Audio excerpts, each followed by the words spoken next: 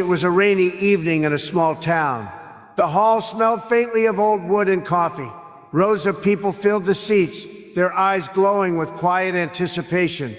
A young man stood backstage, clutching a folded piece of paper that trembled in his hands. He had practiced this moment for weeks. Every word, every pause, every breath.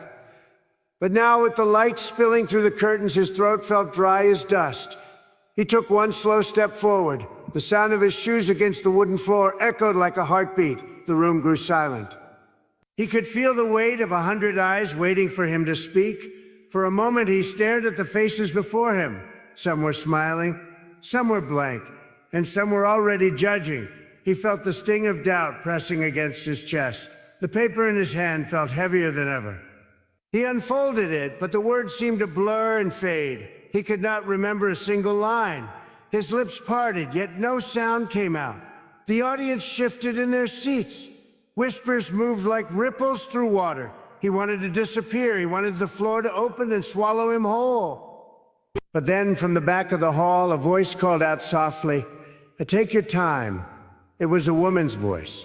Calm, gentle, those three words sank deep into his heart. He looked up again. He saw faces not as strangers, but as people, each carrying fears of their own. He realized that every person in that room had once been where he stood.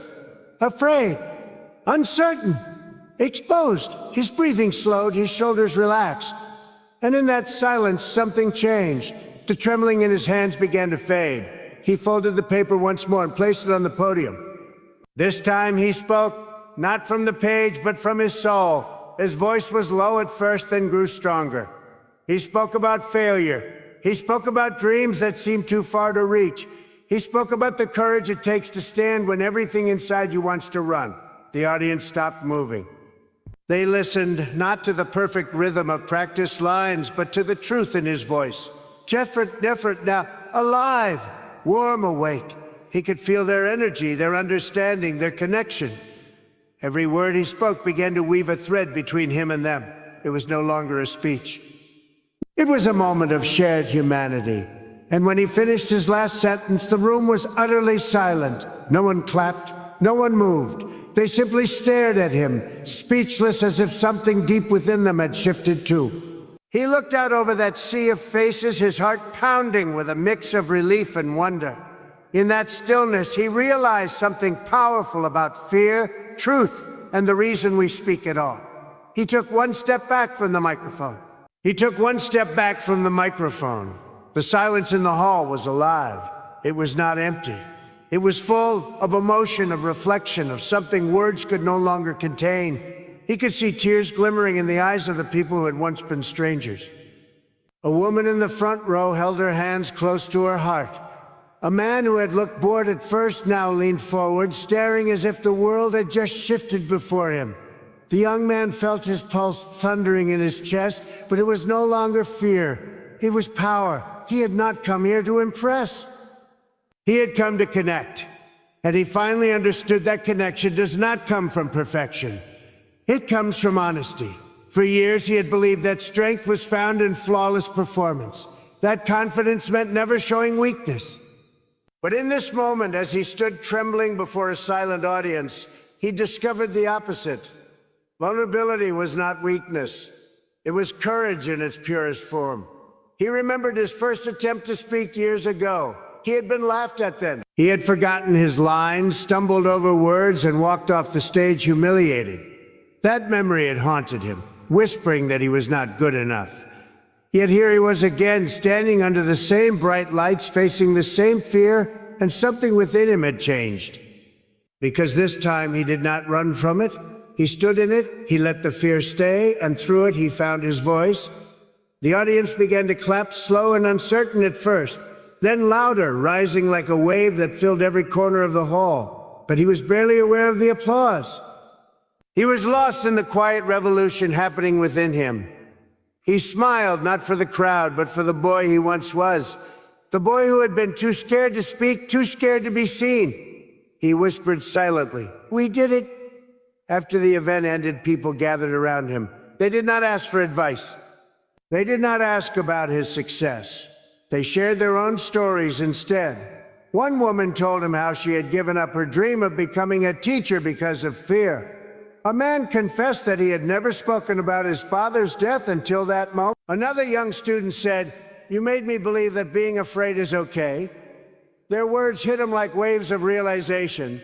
Every person in that hall had come with their own battle hidden behind calm faces. Every one of them had been waiting for permission to be human again. And in that instant, he saw it clearly. Life was never about being unshakable. It was about learning to stand even when you were shaking. As he stepped out into the night, the rain had stopped. The air was cool and the streets glistened under the streetlights. He walked slowly, listening to the sound of his shoes against the pavement. Each step felt lighter, as if the weight he had carried for years had finally begun to lift. He looked up at the dark sky and smiled. The stars were faint but visible, scattered like promises across the horizon. He whispered to himself, maybe this is what it means to live, to show up even when your voice trembles. Days passed, and the moment replayed in his mind again and again. He kept thinking about the faces of that audience, their silence, their tears, their stillness. They had not been silent because they were unmoved. They had been silent because something inside them had awakened. That realization became the start of something greater. He began visiting schools and community centers. He spoke not as a motivational speaker, but as a man who had once been terrified of speaking. He told people that courage is not loud, sometimes it is quiet. Sometimes it is simply choosing to begin. He met young dreamers who wanted to change the world but feared being judged. He met workers who had given up their passions because life had demanded survival. He met mothers and fathers who had forgotten their own dreams while raising others. And each time he shared his story, he saw the same look in their eyes, the look of realization, the flicker of possibility. He began to understand that every life carries a story that deserves to be heard. The only tragedy is when that story remains silent. One evening, months later, he stood once again on a stage, this time in a larger auditorium. The crowd was enormous. The lights brighter, the cameras ready. He could feel the same nervous rhythm in his chest, but it no longer frightened him. It reminded him that he was alive. He began his speech with a question. How many of you are waiting for the perfect moment to start? Hands rose hesitantly. He nodded and smiled. I waited too, he said softly, but I learned something. The perfect moment never comes. You create it by showing up. He paused, letting the words hang in the air. A hush fell over the crowd, just like that first night, and he knew he was once again standing before a speechless audience. But this time he understood the silence. It was not emptiness, it was reflection. It was the sound of people meeting their own truth. He continued speaking, his words flowing with a quiet rhythm that filled the room like a heartbeat. He spoke of fear, of resilience, of the beauty found in imperfection. He spoke of failure not as an ending, but as a teacher. He told them that every stumble, every pause, every trembling breath was proof that they were still trying. And that trying was everything. The faces in the audience glowed under the warm lights, their expressions soft and thoughtful. Some were smiling through tears.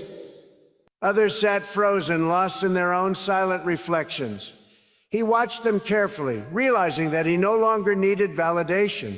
He no longer needed applause to feel whole. He only needed truth. The more he spoke, the more the room seemed to breathe with him. Every person there had become part of the same pulse of courage. The young man had not planned this journey, yet somehow it had led him here to this exact moment where fear and purpose met. And as his words came to an end, he looked across the crowd once more. He could feel the silence thickening again, just like before. But this silence was different. It was the kind that carried understanding. We hear you. We see ourselves in you. He smiled faintly, stepping back from the podium. His heart was calm. The lights above him glowed softly, illuminating not just his face, but the quiet transformation that had unfolded within him. In that stillness, as hundreds of eyes remained fixed on him, he took a deep breath, ready to reveal one final truth about what he had learned that night. The truth that would change how they saw themselves forever. He took that deep breath, feeling the warmth of the lights upon his face, and for a moment the world seemed to pause with him. The audience waited, suspended between silence and revelation. He could see hope in their eyes, and it gave him strength. He began to speak, his voice steady, filled with calm conviction. "I once believed that courage meant standing without fear," he said. "But I have learned that courage means standing while fear still whispers in your ear and choosing to speak anyway." He looked across the crowd, scanning the faces that now seemed illuminated not by the stage lights but by understanding. "Every one of you," he continued, "has a voice that the world needs to hear. Not when you are perfect, not when everything is ready, but now in the middle of your imperfections, your doubts, your trembling." A few people nodded.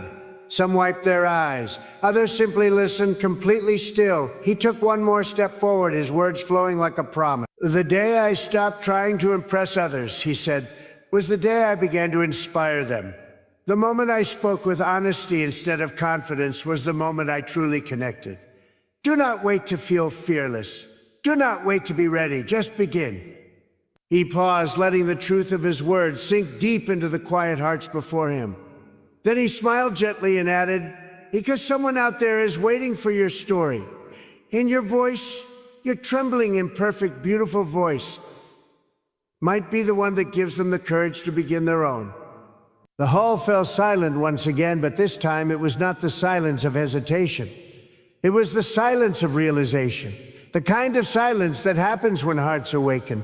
And then slowly, the audience rose to their feet. Applause broke like thunder, powerful, endless, alive. He stood there, humbled, surrounded by the sound of every soul that had understood. For a long moment, he simply let the energy wash over him. Then, with a quiet smile, he whispered into the microphone, "A thank you for listening, for feeling, for remembering that we are all human." He stepped away from the podium, the echoes of applause following him out of the hall. Outside, the night air met him softly, cool and gentle. The stars above seemed brighter now, as if the sky itself had been listening. He walked into the quiet street with a peaceful heart, knowing he had not just delivered a speech. He had started a movement of truth, of courage, of voices learning to rise again. And somewhere deep inside, he understood at last why they had been speechless. It was not because he had spoken perfectly. It was because for the first time in their lives, they had finally heard themselves.